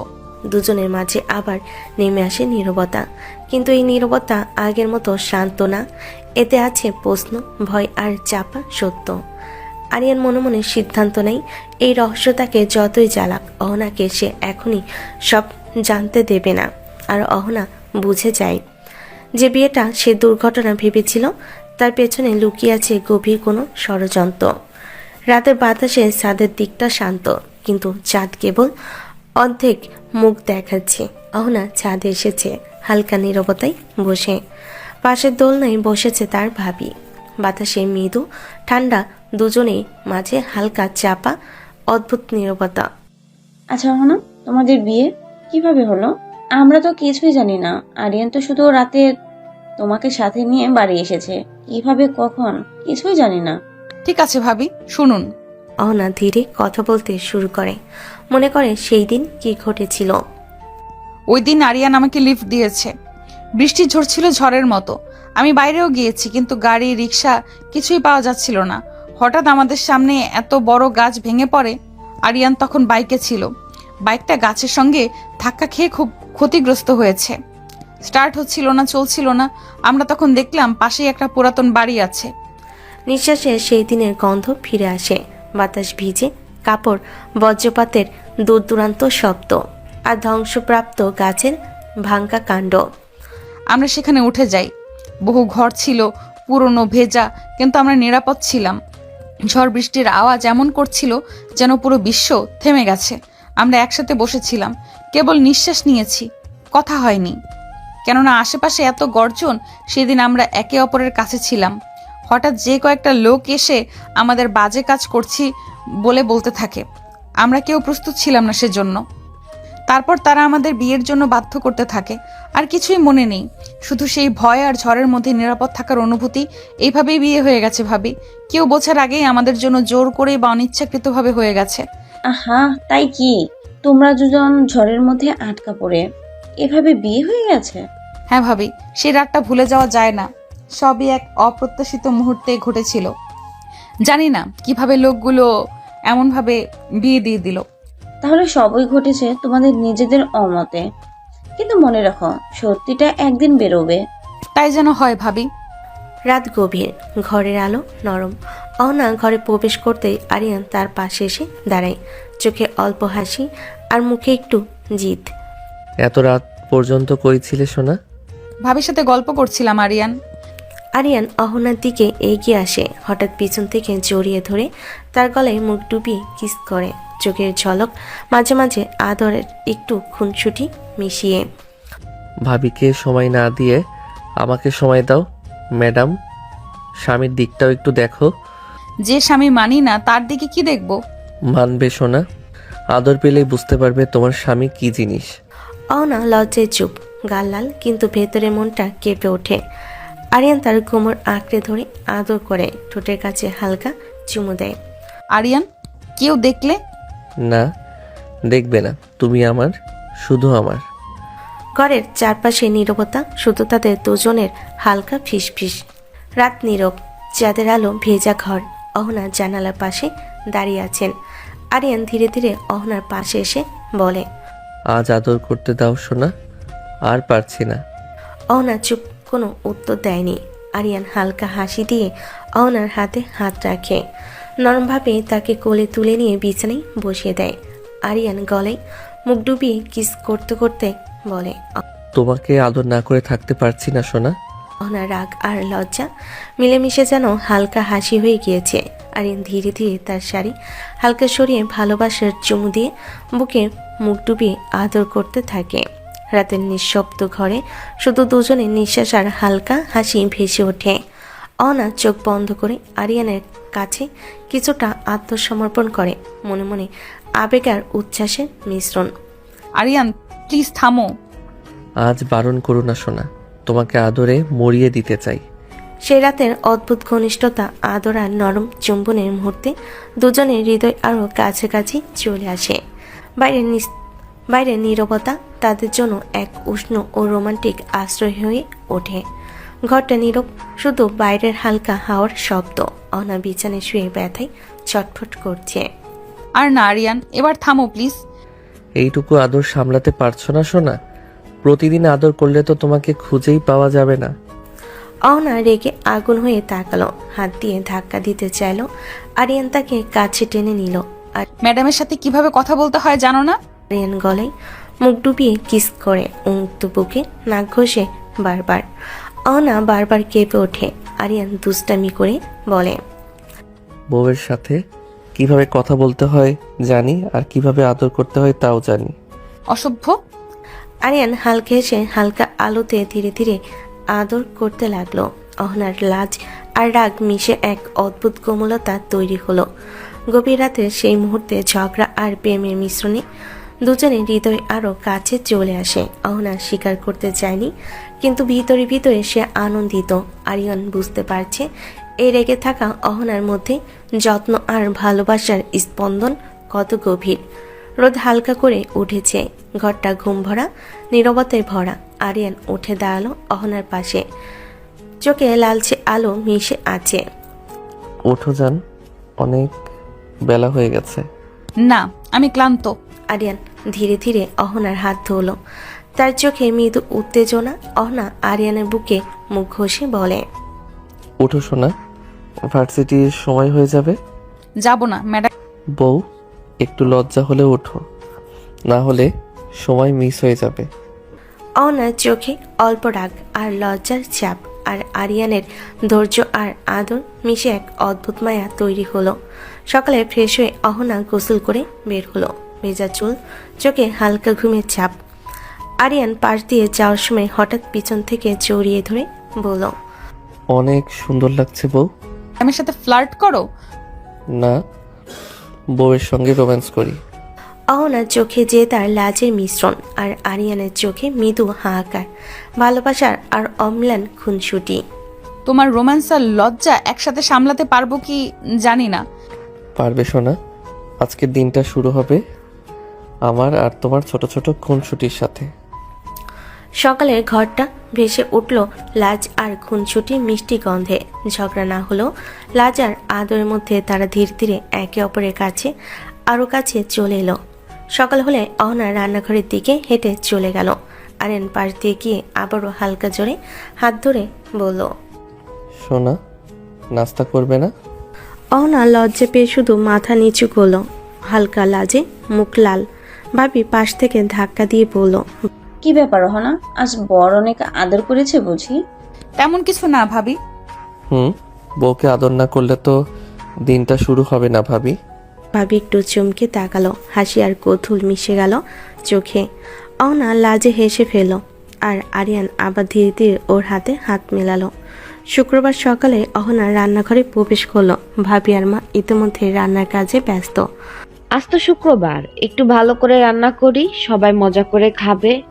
অহনা, তুমি কি ঝাল ঝাল কিছু করতে পারো? চেষ্টা করি ভাবি। অহনা, আলু কেটে দাও। হ্যাঁ মা। আজ দেখবো অহনা কেমন ঝাল খেতে পারে। অহনা লাজে হেসে ফেলল। মার ভাবি হাসতে হাসতে নিজেদের কাজে মন দিল। কেন মা, সবার মন মতো করেন? না মা, আজ তোমার পছন্দের রান্নাই হবে। তাহলে আমি কিছু রান্না করব মা। ঠিক আছে, তাহলে মাংসটা করো। আচ্ছা মা। দুপুরে সূর্যের আলো বাড়ির ভেতর ঢুকেছে। রান্নাঘর থেকে সুগন্ধি মিষ্টি মশলাদার খাবারের সুবাস টেবিলের কোণে পৌঁছেছে। সবে টেবিলে বসে মুখে হালকা হাসি নিয়ে খাবার দেখছে। মাংসটা দারুণ স্বাদ হয়েছে। কে রান্না করেছে এইটা? অহনা করেছে। অসাধারণ স্বাদ হয়েছে ছোট বৌমা। অহনা লাজুক হলো গর্বিত লাগছে তার রান্নার প্রশংসা পেয়ে। আর সবাই খাবারের স্বাদে মুগ্ধ হয়ে যাচ্ছে। হ্যাঁ, সত্যি দারুণ হয়েছে। আজ সবাই সত্যি করে খাচ্ছে। খাবার টেবিলে হাসি, ছোটখাটো খুনসুটি আর মিষ্টি কথার মধ্যে পুরো দুপুরটা আনন্দে ভরে উঠল। কখনো কেউ ছোট গল্প বলছে, কেউ কেউ একে অপরকে মজা করে খোঁচা দিচ্ছে। অহনা নিজের লাজার আনন্দকে মিলিয়ে পুরো পরিবেশ উপভোগ করছে। দুপুরে খাবারের পর সবাই নিজের কাজে ব্যস্ত, আর অহনা রুমে এসে একটু বিশ্রাম নিচ্ছিল। ঠিক তখনই আরিয়ান ধীরে ধীরে রুমে প্রবেশ করলো। আরিয়ান হালকা হেসে অহনার পেছন থেকে জড়িয়ে ধরে বলে, সোনা, এত ভালো রান্না করা জানতাম না তো। জেনে লাভ কি, খেয়ে দেখতে হয়। আরিয়ান হালকা চ্যালেঞ্জিং চোখে তাকিয়ে আরেকবার অহনার কাছে গিয়ে গলায় মুখ ডুবিয়ে কিস করতে লাগলো। অহনা লাজ আর রাগের মিশ্রণ অনুভূতি মুহূর্তেই চারপাশে ভরিয়ে দিল। সোনা, তোমাকে আদর না করে থাকতে পারছি না। আরিয়ান তারপর ধীরে ধীরে অহনাকে কোলে তুলে বিছানায় শুয়ে দিল। অহনার লজ্জায় রাঙা হয়ে উঠল মুহূর্তে। আরিয়ান, এইভাবে আর না। কিন্তু আরিয়ান থামতে চাইছিল না। সে জানে কখনো কখনো সাহসীভাবে প্রেম প্রকাশ করতে হয়। বিছানার উপর হালকা আলতো ছোঁয়া আর আদর পুরো রুমে যেন এক মিষ্টি অনুভূতির আবরণ গড়ে উঠল। সন্ধ্যার নীরবতা ছাপিয়ে হঠাৎ আরিয়ানের ফোন বেজে উঠল। সে ফোন হাতে নিয়ে বেলকনিতে চলে গেল। বাতাসে হালকা ঠান্ডা, আর অহনা রুমে দাঁড়িয়ে তাকিয়ে আছে। হ্যাঁ, ঠিক আছে, আপনারা বসুন, আমি আসছি। কই যাচ্ছ এই অন্ধকারে? একটু দরকার আছে সোনা, তুমি এখানে একটু থাকো, আমি একটু পরে আসছি। অহনা কিছুক্ষণ চুপ করে বেলকনিতে দাঁড়িয়ে থাকে। মনে মনে চিন্তা করে আরিয়ানের এই হঠাৎ বের হওয়ার কারণ কি হতে পারে। বাতাসে তার হালকা দম ধরে থাকা উত্তেজনা আর কৌতূহল মিশে এক অদ্ভুত অনুভূতি তৈরি করলো। ঠিক আছে, থাকবো, সাবধানে যেও। আরিয়ান তখন তাড়াহুড়ো ছাড়াই ফোনে কথাবার্তা শেষ করে বেরিয়ে গেল। অহনা তার নিঃশ্বাস নিয়ন্ত্রণ করে একটু দূরে দাঁড়িয়ে রইল আর মনে মনে ভাবল, আরিয়ান কি সত্যি কিছু লুকাচ্ছে? রাত অনেক গভীর, বাড়ির বাইরে নীরবতা, শুধু দূরে গাড়ির শব্দ। আর নির্দিষ্ট জায়গায় এসে দাঁড়ায়। রাস্তার পাশে একটা আধা অন্ধকার জায়গায় আগে অপেক্ষা করছে সেই দুজন লোক, যাদের মুখ অহনার অচেনা নয়। দেরি করলেন যে ভাই সাহেব? বেশি কথা না, এই নেন টাকা। পকেট থেকে টাকা বের করে সামনে ছুড়ে দেয়। লোকটা গুনে দেখে 2 লাখ টাকা। কথা ছিল 2 লাখ, এর বেশি 1 টাকাও না। আর একটা কথা, অহনা যেন কিছুই না জানে। জানবে না, এটা তো আমরা নিশ্চিত করতে পারি না। মানে? যখন টাকা চাইবো তখনই দিতে হবে, না দিলে। এসব কি বলছেন? 2 লাখই কন্ট্রাক্ট হয়েছিল। তো কি হয়েছে? মেয়েটা যদি একদিন জানে এই বিয়েটা আপনার সাজানো নাটক, তখন কি হবে ভাবছেন? আরিয়ানের বুকের ভেতরটা কেঁপে ওঠে, কপালে ঘাম জমে, রাগে গা কাঁপছে, জ্বলছে। সে রাগী কণ্ঠে বলল, আপনারা আমাকে ব্ল্যাকমেল করছেন? ব্ল্যাকমেল না, নিরাপত্তা বলুন। এসব করলে ভালো হবে না। ভালো মন্দ তখন ভাবতে হয় ভাই, না দিলে সব বলে দেব। কথাটা যেন ছুরির মতো বিঁধে যায় আরিয়ানের বুকে। কিছুক্ষণ চুপ করে থাকে সে, তারপর শক্ত গলায় বলল, ঠিক আছে, কিন্তু মনে রাখবেন, অহনার দিকে এক চুলো আঘাত গেলে আমি চুপ থাকবো না। আমরা শুধু টাকা চাই, বাকিটা আপনার ভাগ্য। আরিয়ানার এক মুহূর্ত দাঁড়ায় না, দ্রুত সেখান থেকে সরে যায়। কিন্তু তার মাথার ভেতর একটাই চিন্তা ঘুরছে, অহনা যদি সব জেনে যায় তাহলে কি হবে। রাত অনেকটা গড়িয়ে গেছে। ঘরে ঢুকতেই আরিয়ান দেখে অহনা চুপচাপ বসে আছে।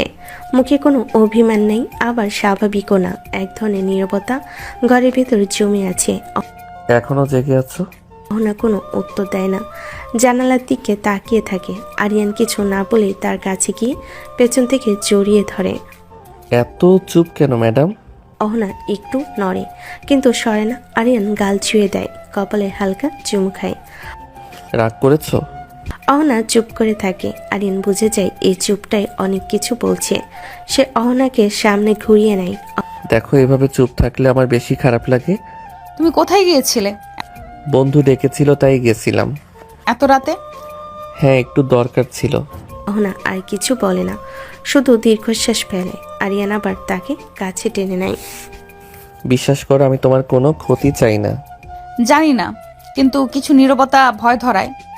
আরিয়ানার কথা বাড়ে না, শুধু জড়িয়ে ধরে রাখে, যেন সে নীরবতার ভেতরেও সে পাশে আছে। এইটুকু বিশ্বাস দিতে চাই। দেখতে দেখতে 1 মাস কেটে গেছে।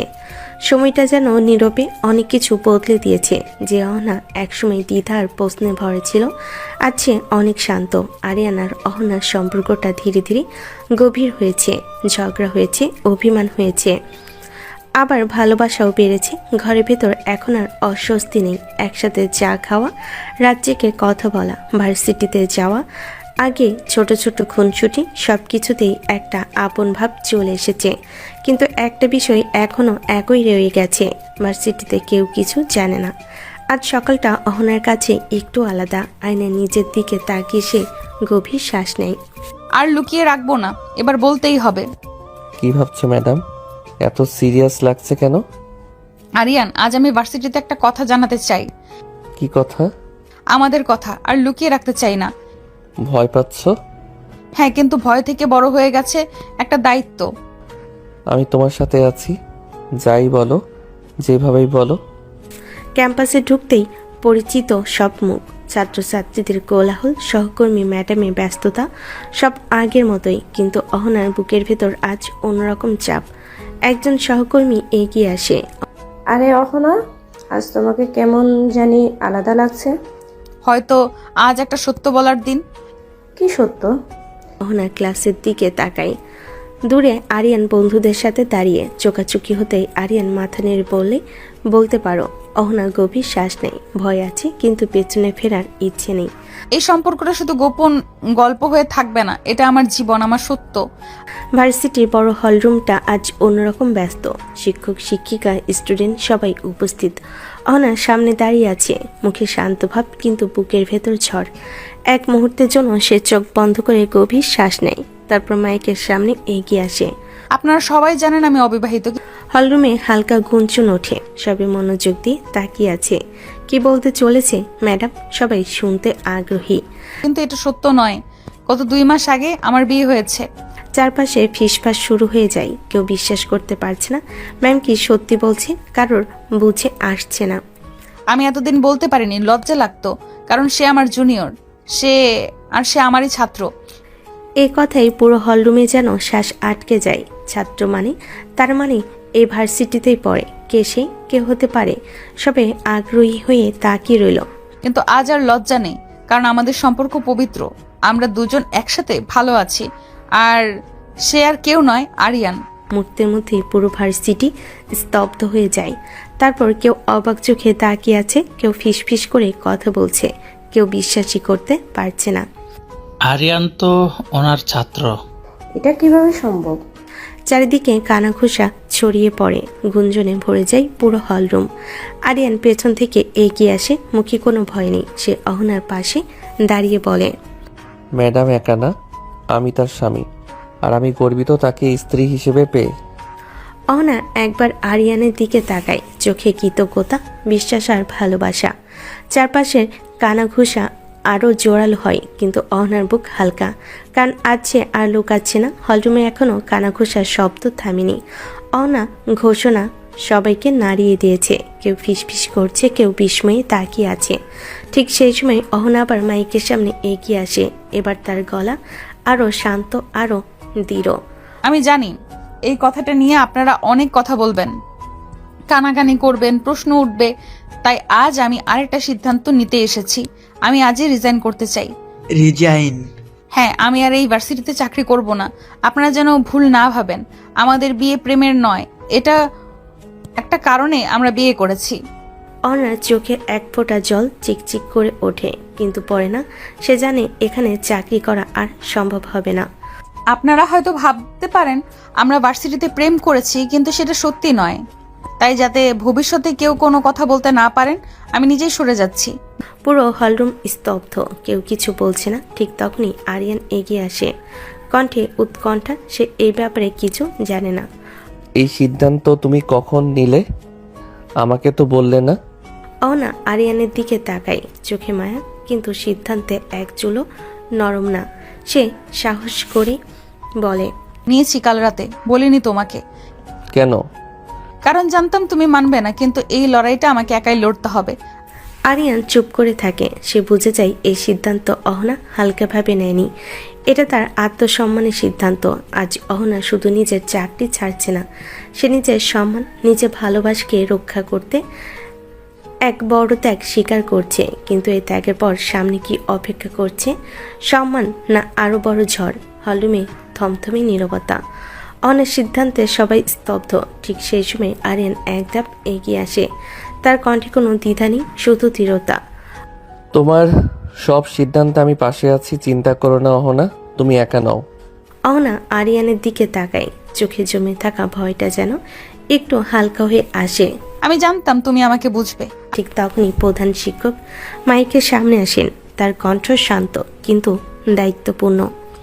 আনহা, তোমার চাকরি ছাড়তে হবে না। আমরা পুরো বিষয়টা বুঝতে পেরেছি। তোমরা দুজন একে অপরকে অনেক ভালোবাসো, আর স্বামী স্ত্রীর সম্পর্ক পবিত্র। এই জায়গায় কোনো প্রশ্ন নেই। তুমি চাইলে তোমার চাকরি কন্টিনিউ করতে পারো। সবার চোখ এখন অহনার দিকে। মুহূর্তের জন্য হয়তো সব এখানেই ঠিক হয়ে যাবে, কিন্তু অহনা ধীরে মাথা নেড়ে আবার মাইকের কাছে আসে। সে একবার চারপাশে তাকায়, সহকর্মী, ছাত্রছাত্রী, পরিচিত মুখগুলো। সে জানে এখন কেউ কিছু না বলো আড়ালে ঠিকই বলতে ভুলবে না। আমি চাই না আমার কারণে কারো মনে প্রশ্ন উঠুক। আমি চাই না আমার স্বামীকে নিয়ে কেউ ফিসফিস করুক। তাই আমি চাকরি করব না স্যার, এই সিদ্ধান্তটা আমার। হলরুমে নিস্তব্ধতা নেমে আসে। কোনো কানাঘুষা নেই, কোনো প্রশ্ন নেই, শুধু সম্মান। তোমার সিদ্ধান্তের প্রতি আমরা সম্মান রাখছি অহনা। আরিয়ান চুপচাপ অহনার পাশে দাঁড়িয়ে থাকে। তার চোখে গর্ব। আজ অহনা শুধু একজন শিক্ষক নয়, সে একজন স্ত্রী, একজন সাহসী মানুষ। সন্ধ্যার দিকে আরিয়ান আর অহনা বাড়ি ফিরল। বাড়ির ভেতরে ঢুকতেই চেনা শান্ত পরিবেশ। রান্নাঘর থেকে ভেসে আসছে খাবারের গন্ধ। অহনা মনে মনে একটু হালকা অনুভব করে আজ আর কোনো লুকোচুরি নেই। ঠিক তখনই আরিয়ানের মা এগিয়ে এলেন। অহনা মা, একটা কথা শুনলাম, তুমি নাকি চাকরি ছেড়ে দিয়েছো? হ্যাঁ মা, এবার সংসারে মন দিতে চাই। তাহলে তো ভালোই হলো, দুই যা একসাথে কাজ করবে। আমার তো ছুটি। হ্যাঁ মা, আপনার এখন রেস্ট করার বয়স, আপনি কাজ করবেন কেন? আরে না না না, আমি তো এমনি এমনি এমনি বললাম। না মা, সত্যি বলছি, এখন আপনার দায়িত্ব আমাদের। আল্লাহ তোকে অনেক সুখ দিক মা। সংসারটা এমনই হোক, ভালোবাসার ভরা। পাশ থেকে আরিয়ান সব শুনে চুপচাপ দাঁড়িয়ে থাকে। তার চোখে এক ধরনের প্রশান্তি। অহনার হাতটা আলতো করে ধরে। দেখছো মা, আমি তো আগেই বলেছিলাম আমার বউ সব সামলাতে জানে। তুমি চুপ করো। ঘরের ভেতর হাসি রেশ ছড়িয়ে পড়ে। এই বাড়িতে অহনা আজ শুধু বউ নয়, সে দায়িত্ব নিতে আসা এক ঘরের মানুষ। রাতে খাবার খাওয়া শেষ। ঘর জুড়ে শান্ত একটা আবহ। দিনের সব ক্লান্তি যেন ধীরে ধীরে নেমে আসে। অহনা জানালার পাশে দাঁড়িয়ে বাইরে তাকিয়ে আছে। ঠিক তখনই আরিয়ান চুপচাপ তার কাছে আসে। পেছন থেকে আলতো করে জড়িয়ে ধরে। এত চুপ কেন সোনা? অহনা একটু চমকে ওঠে। তারপর আরিয়ানের বুকে হেলান দেয়। মুচকি হেসে বলল, এমনি। কি চাই তোমার? তুমি ছাড়া কিছুই চাই না সোনা। কথাটা বলে আরিয়ান ধীরে তার মুখের দিকে তাকায়। অহনার চোখে লাজ, আবার গভীর শ্বাস। আরিয়ান খুব যত্ন করে তার ঠোঁটে আলতো চুমু দেয়। তুমি এমন করে তাকিও না। কেন? আমার বউকে তো দেখতে ইচ্ছে করে। অহনা আর কিছু বলে না, শুধু আরিয়ানের বুকের কাছে আরো কাছে সরে আসে। ঘরের আলোটা মৃদু। দিনের কোলাহল পেরিয়ে রাতটা যেন তাদের জন্যই অপেক্ষা করছিল। আরিয়ান ধীরে অহনার দিকে এগিয়ে এসে ঠোঁটে ঠোঁট ডুবিয়ে দিল। তারপর অনেকক্ষণ কিস করে বলল, চলো সোনা, আজ তোমাকে অনেক আদর করব। তুমি সব সময় এমন বলো। কারণ মনটা ভরে আছে, আর তোমাকে কাছে পেলেই সেটা বোঝাতে ইচ্ছে করে। আরিয়ান অহনার হাতটা ধরে ধীরে ধীরে বিছানার দিকে নিয়ে যায়। কোনো তাড়াহুড়ো নেই, শুধু যত্ন, শুধু আপন অনুভূতি। অহনা তার পাশে বসে কাঁধে মাথা রাখে। আজ দিনটা অনেক ভারী ছিল। তাই তো, আজকে রাতটা হালকা হোক। দুজনই চুপ করে থাকে। শব্দের দরকার পড়ে না। বিশ্বাস আর ভালোবাসার উষ্ণতায় ঘরটা ভরে ওঠে। আরিয়ান ধীরে ধীরে আদর করতে লাগলো অহনাকে। অহনাও ভালোবেসে মেনে নিল আরিয়ানের সব আদর। গভীর রাত, ঘরের আলো নিভে গেছে অনেকক্ষণ আগেই। আরিয়ান আদরে ক্লান্তিতে অহনার পাশে গভীর ঘুমে ডুবে আছে। তার নিঃশ্বাস ধীরে চলছে, কিন্তু অহনার চোখে ঘুম নেই। বুকের ভেতর অদ্ভুত এক অস্থিরতা। ঠিক তখনই টুং। হঠাৎ আরিয়ানের ফোনে মেসেজের শব্দ। অহনা চমকে উঠে বসে। প্রথমে গুরুত্ব দিতে না চাইলেও চোখটা অনিচ্ছায় ফোনের দিকে চলে যায়। স্ক্রিনে ভেসে ওঠা লেখা পড়তে তার শরীরটা জমে যায়। আরও 1 লাখ টাকা দিন, না হলে আপনার স্ত্রীকে সব বলে দেব। আপনি প্ল্যান করে বিয়ে করেছেন, আমাদের টাকা দিয়ে ভাড়া করে এনে আপনাকে বিয়ে করতে বাধ্য করেছিলেন। অহনার চোখ বড় হয়ে যায়, হাত কাঁপতে থাকে। মনে হয় মাটির নিচ থেকে কেউ তাকে টেনে নামিয়ে দিচ্ছে। বুকের ভেতর ধাক্কা খেতে খেতে একটা কথাই ঘুরে ফিরে আসে, প্ল্যান করে বিয়ে। হঠাৎ সে আর নিজেকে সামলাতে পারে না। আরিয়ান, আরিয়ান ঘুম ভেঙে চমকে উঠে বসে। হঠাৎ ঘুম ভাঙে, সে বুঝতে পারে না কি হয়েছে। তারপর অহনাকে বসে তাকাতে দেখে জিজ্ঞেস করে, কি হয়েছে? কি হলো অহনা? অহনা কাপা হাতে ফোনটা তার দিকে এগিয়ে দেয়। চোখে ভয়, রাগ আর বিশ্বাস ভাঙার একসাথে বিস্ফোরণ। এটা এটা কি আরিয়ান? ওরা কি বলছে এসব? আরিয়ান স্ক্রিনের দিকে তাকিয়ে বুঝে যায় সব শেষ। মুখের রং বদলে যায়। কয়েক সেকেন্ড সে কোনো কথা বলতে পারে না। অহনা শোনো। শোনো, আমি তোমাকে বিশ্বাস করেছি, আমার জীবন সম্মান সব তোমার হাতে দিয়েছি, আর তুমি কি আমাকে প্ল্যান করে ফাঁসিয়েছো? না, আমি তোমাকে ভালোবাসি, এটা মিথ্যা না। ভালোবাসলে কি মানুষ ব্ল্যাকমেল করে? এই মানুষগুলো কারা আরিয়ান? ওরা কি জানে সব? ঘরের বাতাস ভারী হয়ে ওঠে। আরিয়ান চুপ করে দাঁড়িয়ে থাকে। তার নীরবতাই অহনার জন্য সবচেয়ে ভয়ঙ্কর উত্তর। তুমি কি জানো আজ আমি কি করেছি? সবার সামনে নিজের চাকরি ছেড়েছি তোমার জন্য, আর তুমি? আমি চাইনি তুমি এভাবে জানতে পারো। তাহলে কিভাবে জানতে পারতাম? আরো 1 লাখ দিয়ে নাকি আরেকটা মিথ্যা দিয়ে? ঘরে নিস্তব্ধতা নেমে আসে। বাইরে রাত যেমন গভীর, অহনার ভেতরে তেমন অন্ধকার নেমে আসছে। রাতের নিস্তব্ধতা বাতাসে ভেতরে ঢোকে ঘরে ধীরে ধীরে, কিন্তু ঘরের মধ্যে উত্তেজনা আর ভয় এখনো টিকে আছে। অহনা ফোনটা ধরে দাঁড়িয়ে, চোখে রাগ, বিশ্বাসঘাতকতা আর ব্যথা মিশে আছে। অহনা শোনো, কি করব আমি বলো। অহনা চুপ করে দাঁড়িয়ে শুধু তাকিয়ে আছে। আরেন এক হাত বাড়ায়, যেন কিছুটা শান্ত করতে চায়। আমি তো তোমাকে অনেক ভালোবাসতাম, সত্যি বলছি, কিন্তু আমি দেখতাম ভালো যোগ্যতার মানুষকে তুমি পাত্তা দাও না। আমি তাই জোর করে বিয়ে করার সিদ্ধান্ত নেই। তুমি আমাকে ক্ষমা করো সোনা, আমি তোমাকে কষ্ট দিতে চাইনি। আমি শুধু তোমাকে নিজের করার জন্য করেছি এসব। ওনার চোখ বড় হয়ে যায়, বুক ধকধক করে। সে নিজের ক্ষোভ আর রাগকে সামলাতে চায়। তাই বলে এইভাবে আমার সম্মান নষ্ট করা যায়? তোমার ভালোবাসা আমার সম্মানের উপরে উঠে আসতে পারে না আরিয়ান। আরিয়ান কিছু বলতে পারে না, লজ্জায় চোখ নামিয়ে রাখে। সে জানে ভালোবাসা থাকলে সব মাপ করা যায় না, কিছু সীমা ছাড়িয়ে গেলে বিশ্বাসও ভাঙে। আমি বুঝি আমি ভুল করেছি, কিন্তু তুমি জানো আমার মন সবসময় শুধু তোমার জন্যই কাঁপছে। অহনার চোখে জল জমে আছে। রাগ আর ভালোবাসার মধ্যে এক অদ্ভুত দ্বন্দ্ব। সে ঘুমিয়ে পড়তে পারে না, মনে মনে ভাবছে কিভাবে আরিয়ানকে বিশ্বাস করবে আবার। ঘরের আলোটা নিভু নিভু, জানালার বাইরে গভীর রাত, কিন্তু ভেতরে দুটো হৃদয় জেগে আছে। অহনার চোখে এখনো অভিমান, আর আরিয়ানের চোখে ভয়, ভয় তাকে হারানোর। অহনা জান, সত্যি বলছি, শুধু তোমাকে পেতেই করেছি এসব প্ল্যান। আমি ভুল পথে গেছি মানছি, কিন্তু আমার ভালোবাসা মিথ্যে ছিল না। তুমি আমার হয়ে থাকো সারা জীবন, প্লিজ। অহনা ধীরে ধীরে চোখ নামিয়ে নেয়। বুকের ভেতরে জমে থাকা কষ্টটা হঠাৎ করে ভেঙে পড়ে। আমিও তোমাকে অনেক ভালোবাসি আরিয়ান, না হলে তোমার থেকে দূরে গিয়ে বোঝাতাম আমাকে কষ্ট দিলে কি হয়। আমাকে ছেড়ে যাবে না তো সোনা? বলছো তো যাবে না? অহনা এক মুহূর্ত চুপ করে থাকে, তারপর আরিয়ানের দিকে তাকিয়ে ধীরে মাথা নাড়ে। কখনো না, কিন্তু মনে রেখো, ভালোবাসা মানে জোর না, ভালোবাসা মানে বিশ্বাস। আর সেই বিশ্বাসটা আবার ভাঙলে আমি আর আগের মতো থাকবো না। আরিয়ান চোখ বন্ধ করে শ্বাস নেয়, যেন বুকের ওপর থেকে বিশাল বোঝা নেমে গেল। কথা দিচ্ছি, আর কোনো প্ল্যান, কোনো লুকোচুরি না। এখন থেকে শুধু সত্যি আর তুমি। গভীর রাতে নীরবতায় দুটো ভাঙ্গা হৃদয় আবার একসাথে জোড়া লাগার চেষ্টা করে। ভালোবাসা জিতেছে। আরিয়ান অহনার কপালে চুমু দিয়ে তাকে কাছে টেনে নিয়ে কিস করতে লাগলো।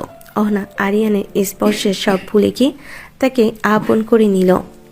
দুজনের মনে আজ বাধাহীন ভালোবাসা, একে অপরের ভালোবাসায় পরিপূর্ণ হলো।